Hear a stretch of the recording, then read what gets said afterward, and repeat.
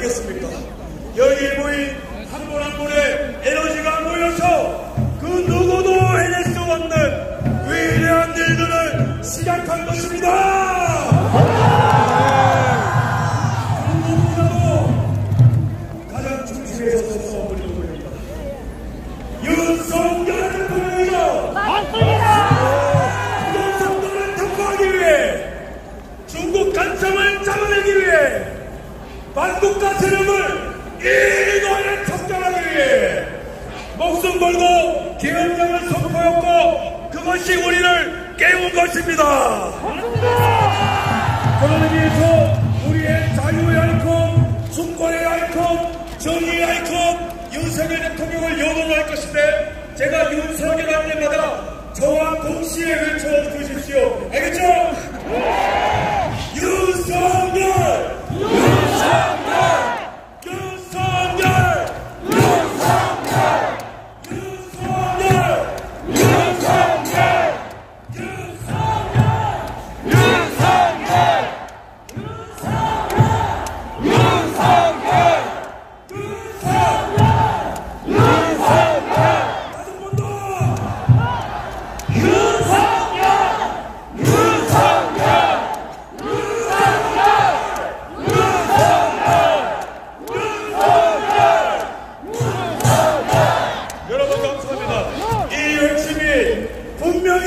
윤석열 대통령에도 들릴 것입니다.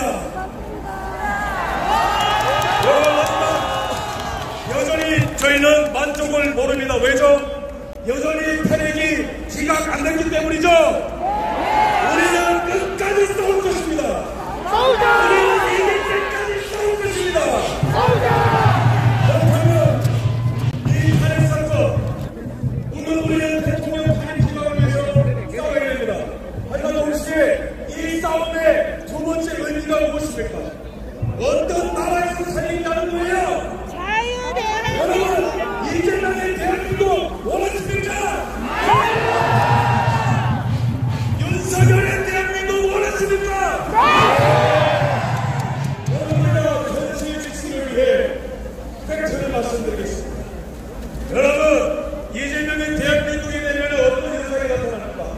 중국 간첩들이 바글바글 할 겁니다.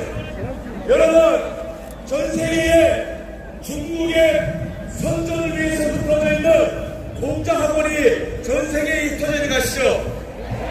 근데 전 세계에 공자학원이 가장 많은 나라가 어딘지 아십니까? 이 대한민국에 공자학원이 가장 많이 있습니다.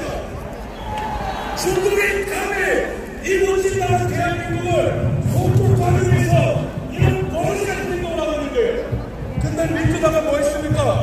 간첩을 때려잡아도 모자랄 시간에 간첩법 개정을 반대했습니다. 이거는요, 대한민국 국민을 향한 역적행위인 것입니다. 일본에 우리 군사 주민을 빼내기 위해서 중국이 연패라는 기수권을 하세요. 3,000건이다, 3,000건! 대한민국의 기업기밀이 작년에 100건 가까이 유출됐는데 그 중에 75%가 중국으로 간다고 했습니다. 2018년부터 2022년까지 우리나라의 기업기밀이 100건 가까이 또 중국에 유출됐어요. 이것뿐만입니까? 우리나라의 휴민트 네트워크가 중국 공산당에 모조리 넘어갔는데 간첩법으로 처벌도 못하는 나라에 왜 그렇습니까? 중국 공산당의 이중대인 민주당의 여적죄를 저지른 것입니다. 민주당을 해체해야 합니다. 민주당을 해체하라! 박살나라! 박살나라! 이것뿐만입니까? 문재인이 비청조 시대를 열었어요. 근데 이재명이 대통령이 되면은 이 나라는 베네수엘라처럼 될 겁니다. 1인당 25만원씩 버리고 기지 2천조 4천조가 되고 말이죠. 국방배수의 진정이 나오게 될 겁니다. 중국의 쎄쎄, 대만의 쎄쎄 이런 걸 하면서 대한민국을 거둬낸 사람이 이재명의 대한민국입니다. 요약하면은 우리는 이 싸움에서 무조건 이겨야 된다는 거예요. 맞습니다! 만약에 그렇지 않으면 이 나라는 신중 사회주의 독재 국가로 전락하는 것입니다. 하지만 우리에게 희망이 있습니다. 왜지 아십니까? 이 반대편에 또 다른 대한민국은 윤석열 대통령이 이끄는 자유대한민국이 있기 때문에 그렇습니다. 그렇습니다. 윤석열 대통령 정권 안에 얼마나 많은 적이 있었습니까? 대한민국 역사에서 무역, 규모, 최대 실적을 기록한 것이 윤석열 대통령입니다. 맞습니다. 대한민국 역사상 방산 수출 최대 규모 윤석열! 괜찮아요. 대한민국의 GDP 10조를 달려놓고 1년간 일자리 17만 개를 없애는 민노총이 국가의 적인 것이죠.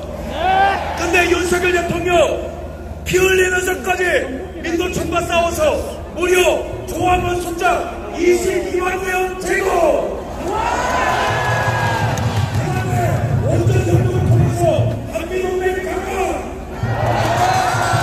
전 세계의 원전 수출!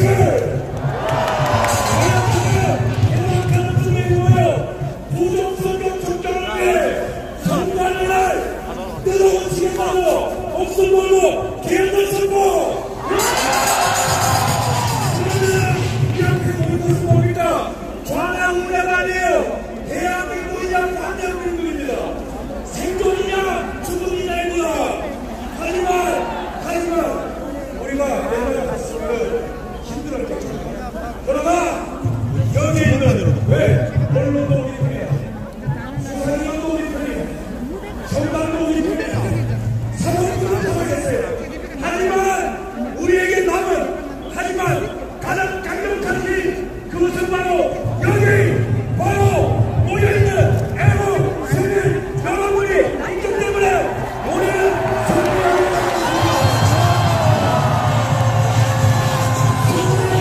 오늘 보면 정권을 날려서 3초 완성!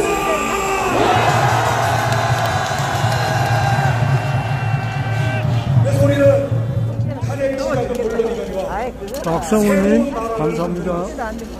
여러분들 제2의 건국의 지금 너무 많이 오셔가지고 라이브가 터지질 않습니다. 제대로.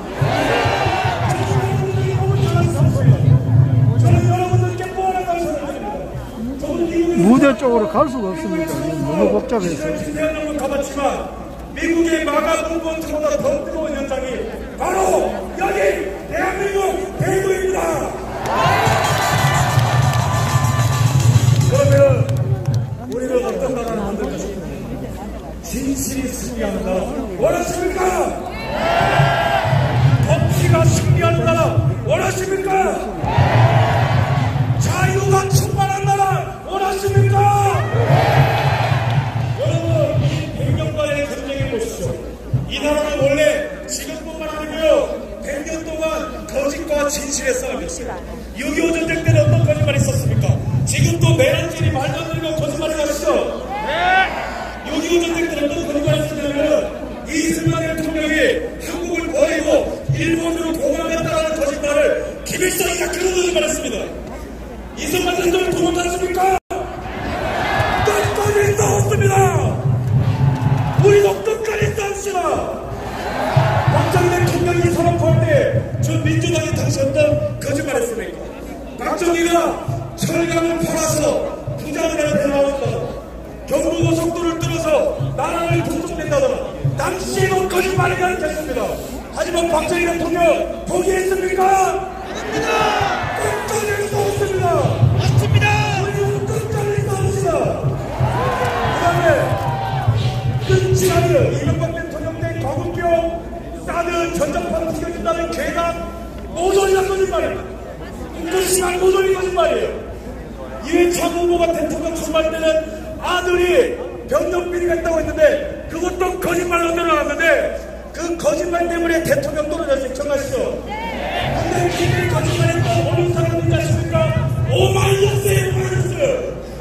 그러면 요약하면 뭡니까? 지금 대한민국은 진실이 승리하는 나라냐 거짓이 승리하는 나라냐, 그 교차로에 서 있는데 반드시 우리가 이기게 될 것입니다. 맞습니다. 지금 헌재에서도 거짓말이 무너지고 있습니다. 체포 지시가 없습니다. 열명 박사사령관, 이진우 사령관, 그 다음에 또 다른 그 최동식 특임단장 김태현, 이런 사람들이 일반적으로 얘기하는 게 뭡니까? 체포 지시 없었다! 홍장원, 곽종근의 거짓말이 드러나고 이제는 탄핵 노래 부르던 조선일보마저도 무릎 꿇고 진실을 보도하고 있어요. 이거는 언론사가 가져온 승리가 아니고 우리가 이끄는 승리인 것입니다. 맞습니다! 그 다음에 민주주의를 위해서 법치가 필요합니다. 법치가 뭡니까? 법의 지배를 받는 겁니다. 헌재도 법의 지배를 받아라. 사법부도 법의 지배를 받아라. 맞습니다. 이재명이도 법의 지배를 받아라. 맞습니다. 그런데 국민들이 법을 따르는 거 아니겠습니까?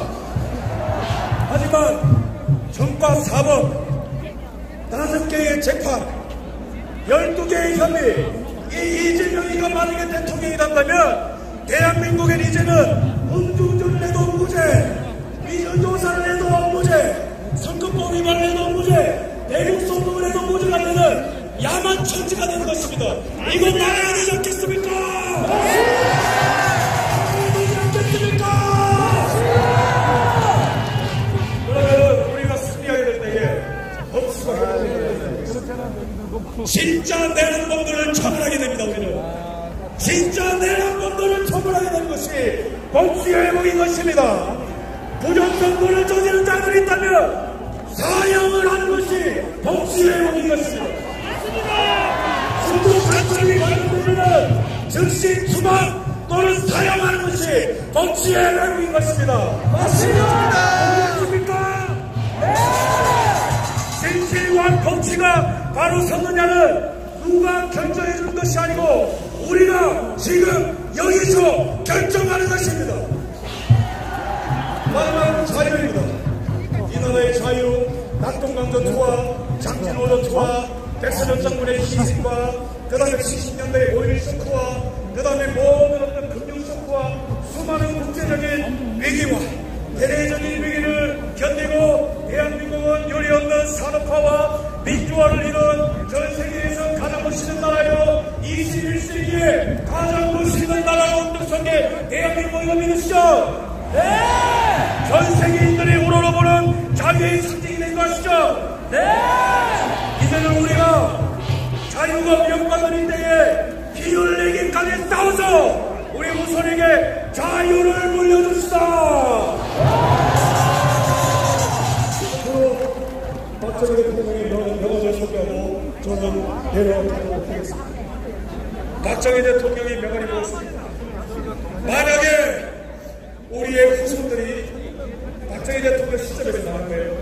만약에 우리의 후손들이 지금 현재를 살아가는 박정희 나와 우리에게 그들은 나라와 민족을 위해서 무엇을 했느냐고 물어본다면 우리는 정정당당하게 조국 근대화의 신앙을 갖고 일하려고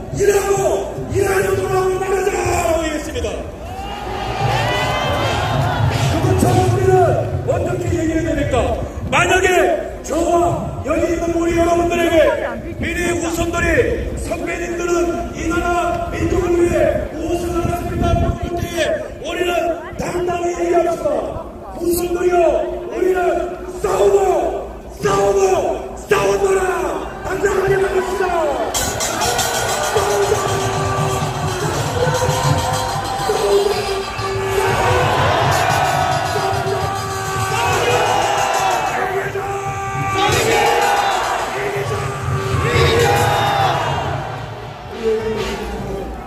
영원토록 대한민국의 대한민국을 감사합니다.